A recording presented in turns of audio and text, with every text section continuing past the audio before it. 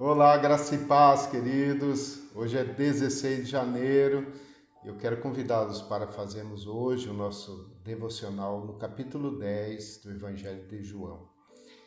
O versículo 1 até o versículo 3, ele nos diz assim: Eu lhes asseguro que aquele que não entra no aprisco das ovelhas pela porta, mas sobe por outro lugar, é ladrão e assaltante.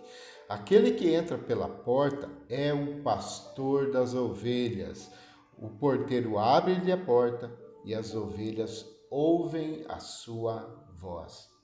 Queridos, Jesus então, motivado pela situação que o cego ele enfrentou, Jesus tinha curado o cego e ele procurou então ir até o templo para adorar ao Senhor, mas os fariseus o impediram e o expulsaram. Baseado nisso, Jesus então ele trouxe essa comparação. E no versículo 6 nos diz que eles não compreenderam o que Jesus estava falando. Então Jesus, ele afirmou de novo, versículo 7: Digo-lhes a verdade, eu sou a porta das ovelhas.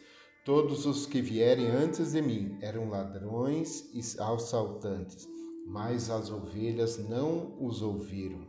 Eu sou a porta. Quem entra por mim será salvo. Entrará e sairá e encontrará pastagem. Versículo 10. O ladrão vem apenas para roubar, matar e destruir. E eu vim para que tenham vida e vida com abundância. Eu sou o bom pastor. O bom pastor dá a vida pelas ovelhas. Queridos, ele faz essa comparação. E ele fala a respeito do ladrão que ele vem e não tem outra intenção senão tirar proveito da ovelha. Ele tem um próprio interesse, seus próprios interesses a respeito das ovelhas. Mas, ao contrário de Jesus, que é o bom pastor, a ovelha, ela ouve a sua voz e ele veio com o seguinte objetivo: para dar a vida pelas ovelhas, para se sacrificar por ela e para que ela tenha vida e vida com abundância.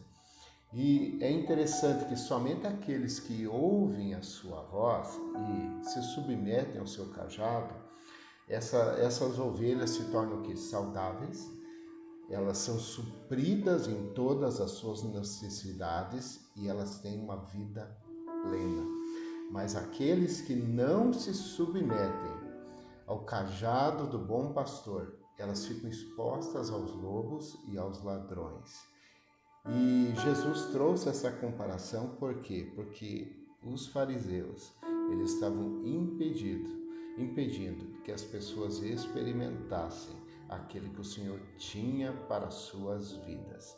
E o objetivo era tirar proveito das suas ovelhas. Por isso, o Senhor Jesus, ele declarou que ele veio para dar vida e vida com abundância.